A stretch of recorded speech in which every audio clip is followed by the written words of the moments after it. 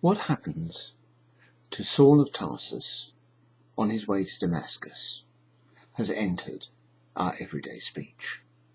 People who've never read the book of the Acts of the Apostles would know what was meant by a Damascus Road experience.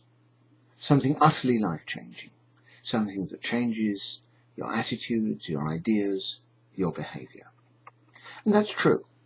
That's what Luke tells us happened to Paul on the Damascus Road in chapter 9 of Acts.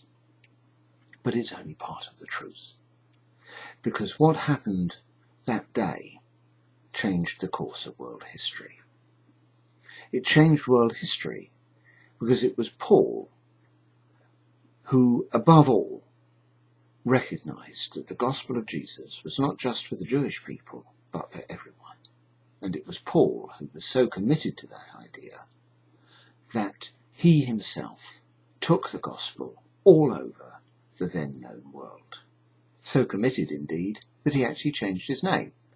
He changed himself from Saul, a Jewish name, to Paul, a Greek one, because that went down better in the Gentile world. Luke thinks this story is so important that he tells it to us 3 times, and Paul himself tells it to us in his letter to the Galatians. As a matter of fact, Paul's account differs a bit from Luke's in some of the later details, but in terms of what happened on the Damascus Road and of its effect on Paul, the 2 accounts are as one. In some ways, it's not quite right to say that Paul was converted on the Damascus Road. He didn't change his religion. He went on being a worshipper of the one living God, as he had always been as a Jew and as a Pharisee. What changed was his understanding of Jesus.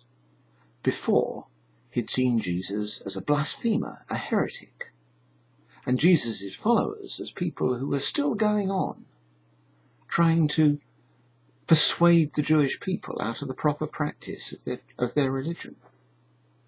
But on the Damascus Road, he saw God in the face of Jesus, and he came to see Jesus as his own and living Lord.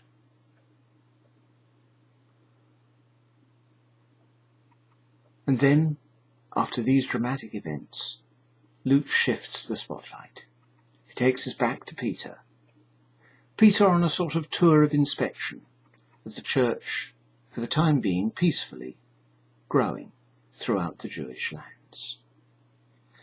As if to remind us that the story of the Acts of the Apostles is not all about Paul, and that the original disciples were also doing mission in their own way.